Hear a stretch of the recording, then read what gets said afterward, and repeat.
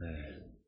데살로니가 전서 강의 3번째 사람의 말과 하나님의 말씀이라는 제목으로 여러분과 함께 은혜를 나누려고 합니다. 우리 한번 따라해 볼까요? 사람의 말과 하나님의 말씀. 사람이 동물과 다른 게 뭐가 있을까요? 말을 한다는 거잖아요.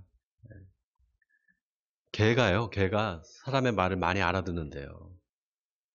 약 90개 정도의 그 말을 알아듣는답니다. 간단한 문장 정도는. 그렇다가 개가 말을 하지는 못하잖아요. 만약 개가 말을 한다면 더 이상 개일까요? 네. 오직 사람만 말을 할 수 있습니다. 말을 한다는 것은 인격이 있다는 거예요. 우리가 하나님은 인격적인 분이다 이렇게 말하잖아요. 그건 하나님이 우리와 같이 말을 하고 말이 통하는 분이다 이런 뜻입니다. 여러분, 하나님은 살아계십니다. 아멘입니까? 그리고 하나님은 우리에게 말씀하시는 분이에요. 그래서 성경은 죽은 텍스트가 아닙니다. 살아있는 텍스트예요. 요한복음을 기록한 사도 요한은 요한복음 1장 14절에서 말씀이 육신이 되어 우리 가운데 거하심에 우리가 그의 영광을 보니 아버지의 독생자의 영광이요 은혜와 진리가 충만하더라. 이렇게 역사에 등장하신 예수님을 증언했습니다. 따라서 하나님의 말씀이 기록된 성경은 단순한 책이 아닙니다. 성경의 활자 하나하나에 예수님의 생명이 깃들어 있습니다. 자, 여러분, 말씀이 육신이 돼서 우리 가운데 거하신다. 이 말을 어떻게 읽고 받아들입니까? 여러분, 이 말을 어떻게 받아들여요? 그거 2000년 전에 예수님이 태어난 거 그거 성육신 아니야? 성육신이었다는 거 그거 이야기하는 거네. 그렇게 받아들입니까? 그러면 여러분은 성경을 살아있는 텍스트로 읽는 게 아니라 죽은 텍스트로 읽는 겁니다. 왜냐하면 말씀이 육신이 돼서 우리 가운데 거하신다. 이 말이 살아있는 텍스트가 되려면요. 이게 내 삶의 실제가 되어야 됩니다. 진짜 말씀이 내 삶에 역사해야 된다 이 말이에요. 말씀이 육신이 되어 우리 가운데 거하심에 우리가 그의 영광을 보니 그랬잖아요. 그 우리가 2000년 전에 살았던 사람들이 아니라 바로 우리입니다. 지금 내가 돼야 돼요. 내가 직접 보고 경험해야 되는 겁니다. 그렇지 않으면은 그 말씀이 죽은 텍스트가 되는 거예요. 목사가 설교를 하고 나면 성도들이 목사님 설교에 은혜 받았습니다 이렇게 말해요. 기분 좋죠, 그 말을 들으면. 그런데 성도들의 삶이 바뀌지는 않아요. 말씀의 은혜를 받았으면 삶이 변해야 되거든요. 그런데 안 변합니다. 왜 그럴까요? 하나님의 말씀을 살아있는 말씀, 살아있는 텍스트로 읽지 않기 때문입니다. 여러분, 은혜 받았다라고 할 때 그 은혜가 나를 변화시키지 않으면 아무 소용이 없는 겁니다. 그냥 목사 기분 좋으라고 하는 소리밖에 안 돼요. 말씀에 은혜 받았다고 하면서 여러분의 삶이 바뀌지 않으면 성경이 죽은 텍스트가 되는 거예요. 여러분, 하나님의 말씀이 살아있다는 걸 믿으십니까? 정말 믿으세요? 다 아멘 하셨는데 말씀이 살아있다. 어떻게 살아있다는 거죠? 그 살아있는 말씀을 내가 경험하고 싶잖아요. 아닙니까? 경험하고 싶죠? 자, 어떻게 하면 말씀이 살아있는 걸 경험할 수 있을까요? 첫째는 그게 하나님의 말씀인지 사람의 말인지를 구분해야 됩니다. 그걸 분별할 수 있어야 돼요. 여러분, 하나님의 말씀이 있고요. 사람의 말이 있어요. 복음서에 보면 예수님이 나사렛에 있는 한 회당에 들어가셔서 이사야서 61장의 말씀을 읽습니다. 주의 영이 내게 임했으니 이는 가난한 자에게 복음을 전하게 하시려고 내게 기름을 부으시고 나를 보내사 포로된 자에게 자유를 눈먼 자에게 다시 보게 함을 전파하여 눌린 자를 자유롭게 하고 주의 은혜의 해를 전파하게 하려 하심이라. 그 말씀을 읽으신 다음에 이 글이 오늘 너희 귀에 응했느니라 이렇게 말합니다. 그러니까 회당에 있는 사람들이 저 사람이 요셉의 아들이 아니냐 그렇습니다. 그렇게 말합니다. 분명히 이 글이 오늘 너희 귀에 응했느니라 그랬는데 사람들이 하나님의 말씀으로 받지 않고 사람의 말로 받고 있는 겁니다. 네가 뭐 요셉의 아들인데 네 아버지를 우리가 다 아는데 네 아버지 그 목수 요셉 아니냐. 우리가 다 아는데 무슨 건방지게 저런 말을 해. 하나님이 지금 자기들한테 하는 말씀으로 받지 않는 거예요. 여러분 지금도 마찬가지입니다. 왜 많은 사람들이 하나님의 말씀이 살아있다는 걸 경험하지 못하는가? 하나님의 말씀을 사람의 말로 듣기 때문입니다. 오늘날 한국 교회의 위기가 다른 게 아닙니다. 바로 그겁니다. 목사가 하나님의 말씀이 아닌 사람의 말을 하고 성도들은 그걸 하나님의 말씀으로 착각하는 거예요. 또 반대로 목사가 사람의 말이 아니라 하나님의 말씀을 전하는데 그걸 사람의 말로 잘못 알아듣는 겁니다. 뭐가 사람의 말이고 뭐가 하나님의 말씀인지를 분별하지 못하는 영적인 무지가 한국 교회에 만연해 있습니다. 설교를 들을 때는 아주 재밌게 들었는데 나중에 기억나는 게 하나도 없다. 말씀은 하나도 생각이 안 나고 예화만 생각난다. 그건 사람의 말을 들은 거예요. 하나님의 말씀을 들은 게 아닙니다. 설교를 듣고 나면 성경 말씀이 생각나야 돼요. 그리고 그 말씀이 한 주 동안 내 삶을 인도해야 됩니다. 자, 오늘 데살로니가 교인들은 어땠느냐? 오늘 본문 13절에 사도 바울이 뭐라고 하는가? 이러므로 우리가 하나님께 끊임없이 감사함은 너희가 우리가 전한 하나님의 말씀을 받을 때 사람의 말로 받지 아니하고 하나님의 말씀으로 받음이니 진실로 그러하도다. 이 말씀이 이제 너희 믿는 자 가운데 역사하느니라. 여러분 여기 말씀이 역사한다. 이 말이 아주 의미심장한 말입니다. NIV 영어 성경에는 The Word of God, which is indeed at work in you. 번역하면은 말씀이 진실로 네 안에서 일하고 있다 이 말입니다. 세번역 성경에 보면 말씀이 살아 움직이고 있다 이렇게 번역을 했습니다. 자, 말씀이 어떻다고요? 살아 움직이고 있다는 거예요. 여러분 성경은 죽은 텍스트가 아닙니다. 살아 있어요.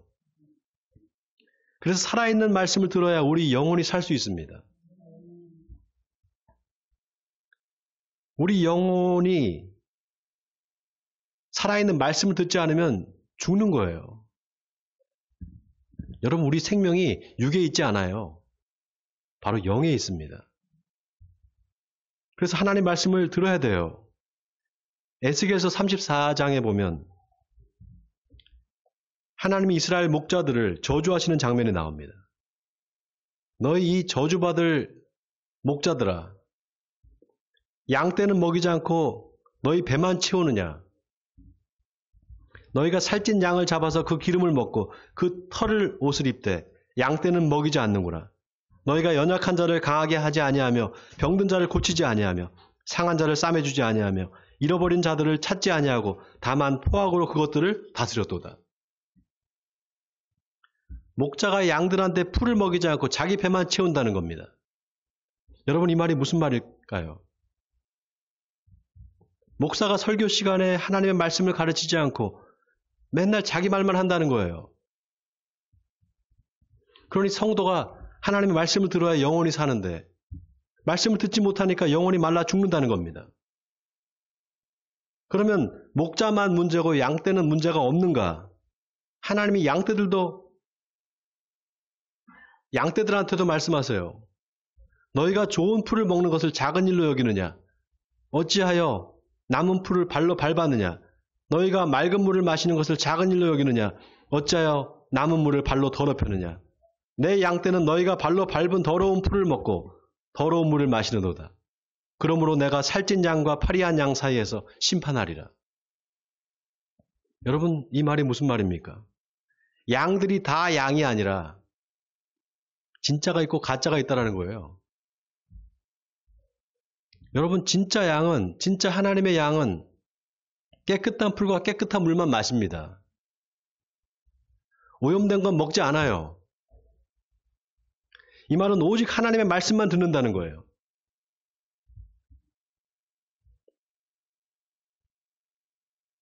그러니 하나님의 말씀이 아닌 다른 거를 자꾸 먹으면 어떻게 되겠습니까?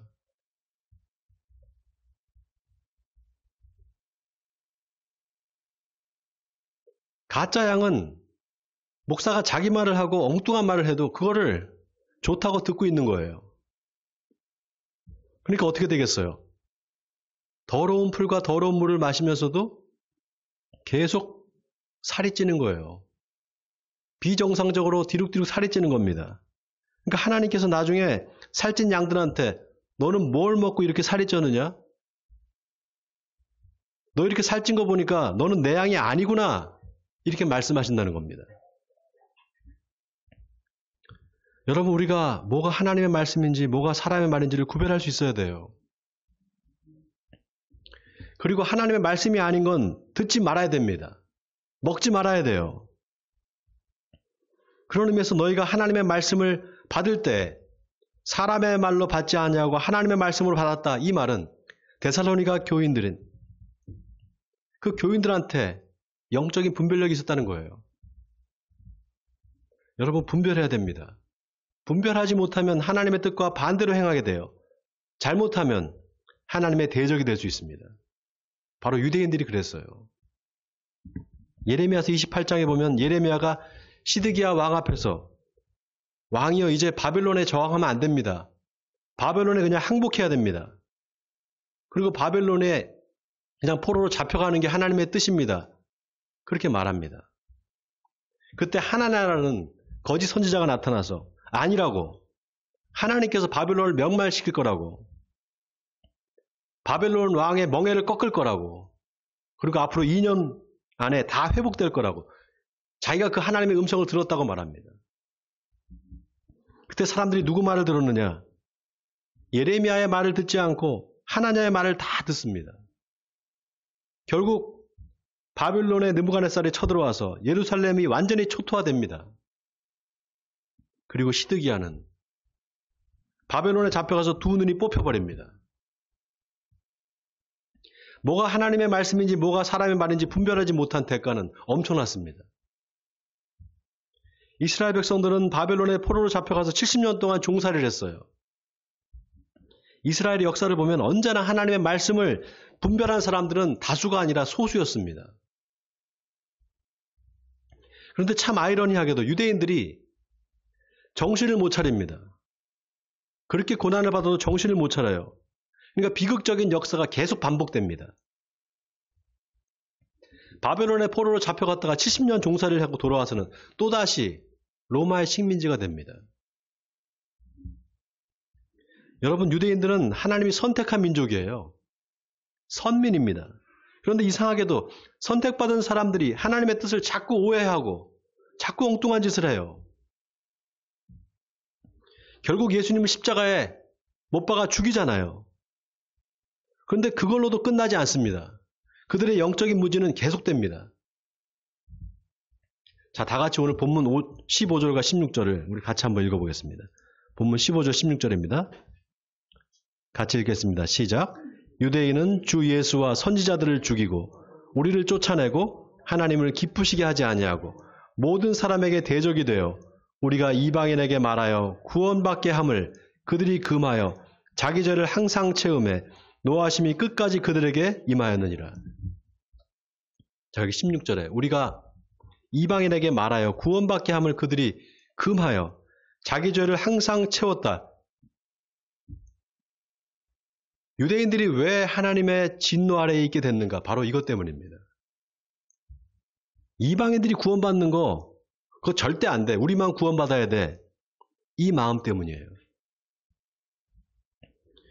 여러분, 하나님은 모든 사람이 다 구원받기를 원하셔요. 이 세상 모든 사람들이 다 구원받기를 원하십니다. 그래서 복음은 모든 민족과 열방에 다 전해져야 돼요. 지난주 설교 시간에 우리가 복음을 전하면 누가 기뻐한다고요? 누가 기뻐한다고요? 복음을 전달받는 사람이 기뻐합니까? 하나님이 기뻐하신다 그랬잖아요. 또 천국 가려고 예수 믿는 게 아니라 하나님을 기쁘시게 하기 위해서 우리가 예수를 믿는 거다 그랬잖아요. 여러분, 하나님의 말씀은 죽은 텍스트가 아니라 살아있어요. 살아있다는 건 다른 말로 하면 열려있다는 겁니다. 물이 흘러가야지, 흘러가지 않으면 어떻게 됩니까? 고이고 썩잖아요. 하나님의 말씀도 마찬가지입니다. 살아있는 말씀이 되려면 흘러야 돼요. 멈춰있으면 안 됩니다. 여러분, 텃밭 갖고 보셨어요? 텃밭? 텃밭에 물을 대기 위해서 고랑을 이렇게 만들잖아요. 고랑을 왜 만듭니까? 물이 골고루 흘러가라고 만드는 거잖아요. 또 어디 막혀있으면 그거를 터줘야 돼요. 그거를 물꼬를 튼다 그래요. 바울의 사역을 보면 한 군데 계속 머물러 있질 않아요. 계속 돌아다닙니다. 교회가 세워지면 사람들을 세우고 또 다른 곳으로 또 가서 또 복음을 전합니다. 이게 말하자면 일종의 복음의 물꼬를 트고 다닌 거예요. 하나님의 말씀도 마찬가지입니다. 말씀이 흘러가야 돼요. 그리고 중요한 건 내가 그 통로가 돼야 됩니다. 아멘입니까, 여러분? 이게 왜 중요한가? 그래야만 열매를 맺을 수가 있어요.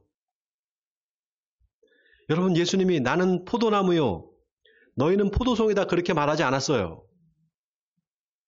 나는 포도나무요, 너희는 가지니 그랬잖아요. 열매가 맺히려면 나무로부터 양분을 공급해주는 통로, 즉 가지가 있어야 돼요. 우리가 그 가지라는 겁니다. 아멘입니까, 여러분? 그래서 우리 신앙이 열매 맺지 못하면 아무 소용이 없어요. 여러분, 하나님은 열매 맺지 못하는 가지를 제거하고 열매 맺는 가지는 더 많은 열매를 맺게 하기 위해서 그것을 깨끗하게 하신다 그랬습니다. 또 예수님은 잎만 무성하고 열매 없는 무화과 나무를 저주하셨습니다. 그거는 하나님이 바라시는 건 잎이 아니라 열매라는 거예요. 그 열매를 맺으려면 하나님의 말씀이 나를 통해서 흘러가야 돼요. 그런 의미에서 오늘 본문에 바울이 아주 의미심장한 말을 합니다. 자, 다 같이 오늘 본문 17절부터 20절까지 17절부터 20절까지입니다. 같이 읽겠습니다. 시작. 형제들아, 우리가 잠시 너희를 떠난 것은 얼굴이 아니요 마음은 아니니 너희 얼굴 보기를 열정으로 더욱 힘썼노라. 그러므로 나 바울은 한 번 두 번 너희에게 가고자 하였으나 사탄이 우리를 막아도다. 우리의 소망이나 기쁨이나 자랑의 면류관이 무엇이냐? 그가 강림하실 때 우리 주 예수 앞에 너희가 아니냐? 너희는 우리의 영광이요 기쁨이니라. 자, 여기 마지막 19절에 우리의 소망이나 기쁨이나 자랑의 면류관이 무엇이냐? 그가 강림하실 때 우리 주 예수 앞에 너희가 아니냐? 너희는 우리의 영광이요 기쁨이다. 이 말은 다른 말로 하면 너희는 우리 신앙의 열매다 이 말입니다. 너희가 바로 우리 신앙의 열매다 이 말이에요. 예수님이 제자들한테 하신 명령이 있잖아요. 우리가 다 아는 게 있죠. 마태복음 28장 19절 20절 말씀. 그러므로 너희는 가서 모든 민족으로 제자를 삼아 아버지와 아들과 성령의 이름으로 세례를 베풀고 내가 너희에게 분부한 모든 것을 가르쳐 지키게 하라. 이걸 뭐라고 한다 그랬습니까? 예수님의 대위임령이라 그랬잖아요. 그런데 예수님이 왜 이런 명령을 하셨을까요? 그냥 나 하나 잘 믿으면 되지. 왜 내가 남을 가르쳐야 됩니까? 그것도 가르쳐 지키게 하라. 그런 명령을 왜 하셨을까요? 그래야만 열매를 맺을 수 있기 때문입니다. 그래야만 열매를 맺을 수 있기 때문이에요. 여러분 어때요? 여러분의 신앙의 열매가 있습니까? 예수님의 말씀대로 모든 민족으로 제자를 삼기 위해서 복음을 전해봤습니까? 열매가 없다면 그건 내가 하나님의 말씀을 흘려보내는 통로가 되지 못하고 있다는 겁니다. 그런 의미에서 마태복음 28장 예수님의 이 대위임령이 참으로 절묘합니다. 그러므로 너희는 가서 모든 민족을 제자로 삼아 아버지와 아들과 성령의 이름으로 세례를 베풀고 내가 너희에게 분부한 모든 것을 가르쳐 지키게 하라. 그 다음에 뭐라고 했습니까? 그 다음에 뭐라고 말씀하시죠, 예수님이? 볼지어다. 내가 세상 끝날까지 너희와 항상 함께 있으리라 그랬잖아요. 볼지어다 뭘 보라는 겁니까? 말씀이 육신에서 역사하는 걸 보라는 거예요. 말씀이 육신에서 역사하는 거, 바로 너희가 복음을 전하는 그 현장에 너희와 함께 있을 거라는 겁니다. 여러분, 하나님이 원하시는 건 잎도 아니고 꽃도 아니고 열매입니다. 하나님이 우리에게 바라시는 열매는 바로 한 영혼을 하나님의 품으로 인도하는 겁니다. 오늘 본문에서 사도 바울이 왜 그토록 하나님께 감사하다고 했을까? 데살로니가 교인들이 바로 자기의 신앙의 열매이기 때문에 그렇습니다. 같은 맥락에서 요한복음 1장 14절에 사도 요한이 말씀이 육신이 되어 우리 가운데 거하시며 우리가 그의 영광을 보니 아버지의 독생자의 영광이요 은혜와 진리가 충만하더라 이렇게 고백했는데 여러분 여기서 요한이 뭘 말하고 싶은 걸까요? 저 예수님을 봐라. 저분이 성경이 말하는 메시아다. 저분이 그리스도다. 그거 말하고 싶었을까요? 요한이 진짜 말하고 싶은 게 있었어요. 그거는 바로 내가 경험한 하나님의 말씀은 죽은 텍스트가 아니라 살아있다는 겁니다. 바로 저 예수라는 사람으로 살아있다는 거예요. 그 말씀이 육신이 된 분을 내가 지금 보고 있다. 이 말을 하고 싶었던 거예요. 사랑하는 성도 여러분, 열매는 쉽게 맺히지 않습니다. 떫은 감이 홍시가 되려면 비를 맞고 바람을 맞아야 됩니다.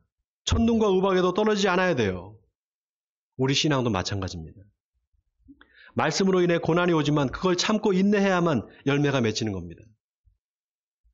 그 고난은 내가 그리스도의 복음을 전할 때 오는 고난입니다.